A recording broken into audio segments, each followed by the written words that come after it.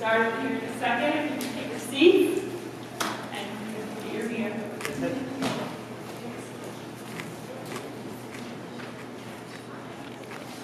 Welcome everyone. My name is Laurel Sebastian. I'm the Forest Health Education Coordinator at Bound Studies Institute and one of the people that have put this event on tonight. So thank you all for being here, of course, and being part of this conversation. We really do want this to be a community dialogue tonight, so we're looking forward to hearing your questions and also your feedback throughout the series tonight and then at our other events as well. This event really came out of the community concerns. I imagine all of you have been talking around your dinner tables and maybe at the local bars about the fact that our year has been really, really dry. We haven't gotten that much snow, and we have got precipitation. Sometimes it's coming rain. So we've all been pretty worried about that. And some of us have also connected the dots to our forest and the fact that this dry winter doesn't only mean that our ski season isn't as good, it also means that our forests and our trees may not have as much water in the winter season, and that might actually impact our fire season as well. So we wanted to answer some community questions, and we decided there's so much to pack into this discussion that we wanted to do 3 different talks. So tonight we're going to be talking mostly about forest health. We're calling Forest Health on kind of giving everyone an introduction to our forest, our local ecology, and just the basics of how to really look at our forests critically. That will be with Dr. Korb. And then we also are going to talk about smoke tonight, because with fire comes smoke, and that impacts our health, our ability to recreate. It impacts some communities more than others. We had a talk to both speakers last night where we get pretty smoky, but it also affects us here. Then we also, on April 4th, same time, same place, 6 to 8 at the powerhouse, we're going to be talking with our managers. It's called the Pursuit of Forest and Fire. So we're going to have all of a couple local managers. We can't have long, but 5 of the local experts here to answer community questions about our current conditions, not just the snow, but also what that means for our vegetation and our fire, and how people are planning for that this year. And then our last discussion on April 18th will be about the future of our forests. So looking beyond just this year, about what this year also, how this year fits into future years looking forward, and what that means for our economy, our abilities to recreate, and what we can learn, what we can do in our community. Along those lines, we really want this series to provide resources to the community. So we have a lot of people here tonight, and then throughout the rest of the series as well, we hope to connect people with resources. So we have Firewise that can answer a lot of questions about clearing the land around your home and making your home safer. We're also going to have people from the Plata County Emergency Management. Tonight we have Colorado State Forest Service to answer some questions as well. Mountain Studies Institute and San Juan Citizens Alliance are on the back. So if you want more information, you're welcome to look at that. And those are also a lot of our sponsors. So our principal sponsor for this event is the Colorado State Forest Service. This event has been planned mostly between Aaron Kimball and myself at Mountain Studies Institute, Alan Roberts at Colorado State Forest Service, and Jimbo Buick at San Juan Citizens Alliance, right there. And then Firewise helped sponsor this event, and we couldn't do it without the San Juan National Forest and the Powerhouse Science Center, who is hosting this tonight. That is pretty much it. We have some surveys, as you'll see on your seats. They're not every seat, so you know exactly how many we need, but we have some more in the back of the Mountain Studies Institute table. So, and we have some pens in the back of those as well. That introduces our speakers and our series, but most importantly, it has a survey on the back. People would love your feedback. We want to hear what questions you still have and what you need from resource managers in this area. So tonight, we are going to have 2 speakers. The first speaker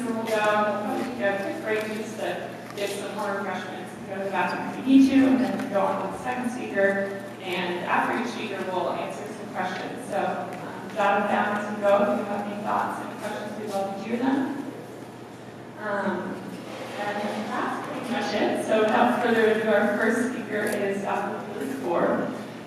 Julie Korb has been at Fort Lewis College in the biology department for over 16 years now. She is a forest and fire ecologist, and she studies the ecological ramifications of climate change, forest restoration, the effects of growing season warming on plant species interactions, and other related areas. She is interested in investigating the effects of restoration treatments on ecological attributes, and as we'll hear more about tonight. And she's really interested in collaborating with local managers that will be featured in the series, especially the San Juan National Forest, as we are surrounded by a lot of national forest land, and she often includes, or always includes, really students in her research and allows them opportunities to publish with her, and that's pretty admirable and important in our community. She's definitely recognized in many ways and many awards throughout her career, and we're really excited to have her here because she's really the expert in the field in our community, and she's the perfect person to introduce us to forest health. So without further ado, here's Julie Korb.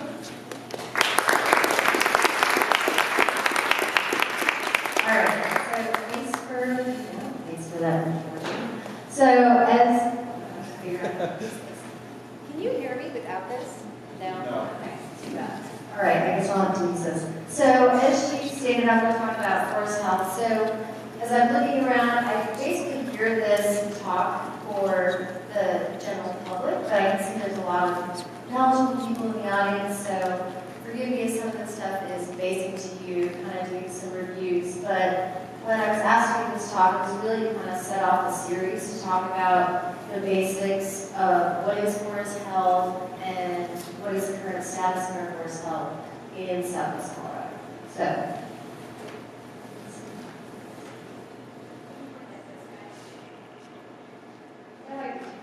okay, so before we can talk about forest health, we have to know what forest health actually is. So the Society of American Forests describes forest health as a perceived condition of the forest derived from its age, its structure, its composition, its function, so that's referring to how nutrients cycle through the forest, its vigor, that's referring to productivity, and then the presence of unusual levels of insects or diseases. And so this is referring to not non-native species, but actually native insects and pathogens that are commonly found in our forest, but just are at elevated levels at a particular time. And then finally, the resilience to disturbance, which I'll describe in my next slide. And so one of the things that's important to note is that over time, the definition of forest health has changed. So historically, if somebody would have been describing what is forest health in the early 1900s, somebody would have been referring to forest productivity for biomass. So what kind of products can we get out of the forest? Where today, with land managers, they're focusing more on forest ecology, and then also looking at ecosystem services. So what services can the forest provide us, whether it's carbon sequestration or watershed protection? So what is forest resiliency? So resiliency is the capacity of an ecosystem to return to the pre-conditioned state following a disturbance, and it includes maintaining its essential characteristics. So again, similar to the definition for forest health, it's looking at what is the species composition, what are the structures of that forest, what are the functions that that forest is providing or that system, and then process rates. And so then to illustrate this, essentially what this figure is showing, so this is representing some type of community. And so in this case, we can look at this, for example, and say this is a ponderosa pine forest, which is a common forest type found in southwest Colorado. And one of the things to point out is this line is not vertical because all communities constantly are changing. So at some level, things are not static. Our natural systems are not static. So on this y-axis, we have compositional dissimilarity, and 0 means that there's no change. and then one is showing that there is high change or turnover in the species in that forest community. So, let's see. So now we can have some type of disturbance event. So in southwest Colorado, that could be insects, it could be drought or warming, or it could be fire, which is the focus of this talk tonight. So we have a disturbance event, and then that community responds, and there's going to be some changes. So for example, in Ponderosa Pine, if we have a fire occur, we'll have sprouting species come up following that disturbance, such as Campbell's oak, which many of you are familiar with. And then after that time, the community itself will either return to this preconditioned state, making it a resilient system. So in this case, we could say this green Ponderosa Pine community following this disturbance event, 10 years post-disturbance, then it's a resilient community who's able to respond to that disturbance. Or it might take a different trajectory and pass some threshold where the community can no longer return to that prior condition. And so in this case, a common type of disturbance is having a forest and then having it have a type conversion to a shrubland, such as Campbell's oak and serviceberry. And again, you can see that you're still seeing these wiggly lines because there's constantly going to be variation in response to differences in weather and climate. And so one of the main goals of land managers is to create these resilient forest communities and also to create fire-resilient communities. So that's one of the main goals of the National Cohesive Wildland Fire Management Strategy, is to create these resilient fire landscapes. And so how do we then go about doing that? So there's a lot of research right now. This is a review by Miller and Stephenson in Science Magazine for 2015. And what it's looking at is the forest types around here, they're temperate forests. And it's looking at forest health in the era of emerging megadisturbances. And so megadisturbance is just a disturbance that's larger than normal. And so we often hear about mega fires. So that's referring to the spatial extent of those fires. If they're larger, they're lasting for longer durations of time. We can talk about mega insect outbreaks or mega droughts that are lasting for longer time periods than normal. And similar to the diagram that I just showed you in the previous slide, what these researchers found is that generally in the face of these megadisturbances, our ecosystems are responding in the Southwest in 4 different ways. So we have response 1, this is where we're having these resilient forests. So essentially, a threshold is not crossed over. We have ecosystem services sustained, and the forest type returns. And then going all the way over to response 4, this is where that threshold was crossed, where we crossed to an alternative state. So you have a severe megadisturbance, there's a collapse in those forest ecosystem services, and basically you have the transition from, let's say, a forest to a shrub environment. And then we have these responses in between those two different extremes. The other thing that this paper summarized was looking specifically in the American Southwest, and it was looking at the effects of these hotter droughts that we've been experiencing over the past years. And this is just to kind of summarize, with regards to the health of our forests in the Southwest, what's going on. And so this top figure is showing the greenness of the forest, so looking at reflectance and seeing that between 1980 and 2015, over a 35-year time period, that the greenness is going down. We also see that there's an increase in the percentage of mortality in the most common tree species in the Southwest. So this is looking at pinyon pine, ponderosa pine, and Douglas fir. We also see that there's this trending increase in bark beetle area over the past 35 years. And then finally looking at the wildfire area that we're also seeing that increase. So this is just kind of a summary. It's a review paper that was published in Science, looking at the Southwest as a whole and kind of seeing how our different ecosystems are responding to these hotter droughts in the Southwest. How long ago was that paper? That paper is 2015. So while the majority of this talk is focused on fire, I did want to talk a little bit about insects, because it's a major disturbance that affects the forest health here in Southwest Colorado. And if you guys aren't aware of this, each year Colorado State, it produces this report on the health of Colorado forests. You can download this online, and it gives a nice summary of all of the insect outbreaks that are happening for that year. And so these figures I pulled from this document, and one of the main points that they highlighted was that 1/5 of Colorado forested lands since 1996 have died due to either the mountain pine beetle outbreaks or to the spruce beetle outbreaks.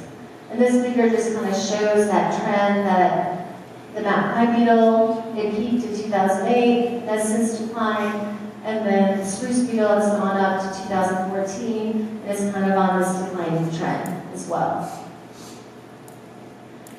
This then is insect and disease activity in Colorado forests from aerial surveys that were flown in 2017. And so these dots are really small to see, but I zoomed in to Southwest Colorado, and what you can see that in Lake County, we have some purple and blue, and that's referring to the spruce beetle and then the western spruce budworm. And then for lower elevation forests, there's some bark beetle complex in the Ponderosa Pine Forest in Laurel County. So the rest of this talk is going to focus on fire, and then this ties in with the second speaker who's going to be talking about smoke. So, and if this is review for some of you, I apologize, but I kind of wanted to just explain and talk about fire as a natural disturbance in these ecosystems. So a lot of times people tend to think fire is either good or bad. And so we need to realize that as a fire ecologist, people often think, oh, you think all fire is good. But I think the key thing is to realize is that there's all different types of fire regimes. So that's explaining the spatial extent of that fire, it's explaining the intensity, the severity, and then how often it's occurring.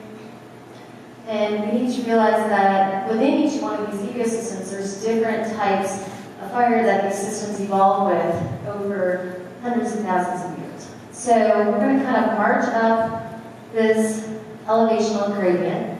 And actually, this diagram comes, I just thought of this, from Rob Blair, who was the founder of MSI. He put together a book, and this diagram actually comes from that book. So I just thought I'd honor him in that, because that started a long time ago. So I'm going to kind of march us up the south-facing slope, but the fire obviously is going to be occurring on both south and north-facing slopes. Most of you probably know south-facing slopes and west-facing slopes, you receive more solar radiation, so they're warmer, and then the soils dry out, so they're drier. So we tend to have warmer, drier environments, and therefore the density of the vegetation on those slopes is less dense than on north-facing slopes. So what type of fire do we have in these different forest types? So in this pinyon juniper zone, we actually have all different forest types, fire regimes. So at pinyon juniper grasslands, we have fires that burn as surface fires with low intensity fire that are often frequent and are driven by the flashy fuels. But we also have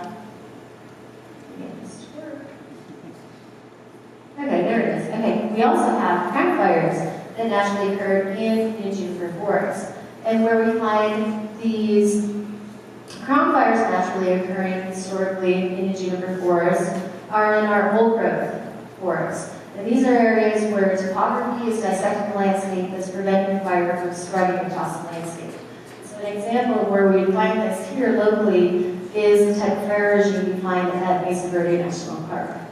And so one of the things that's confusing or hard to get across to the public when you're talking about fire regimes is you can't just say there's one fire regime for each vegetation type. That we need to really recognize the complexity of fire and to make sure when we go in and we prescribe fires or allow fires to burn, that we're putting the right fire back into that ecosystem and really understand the ecology of these forests instead of just saying we need to get fire back in.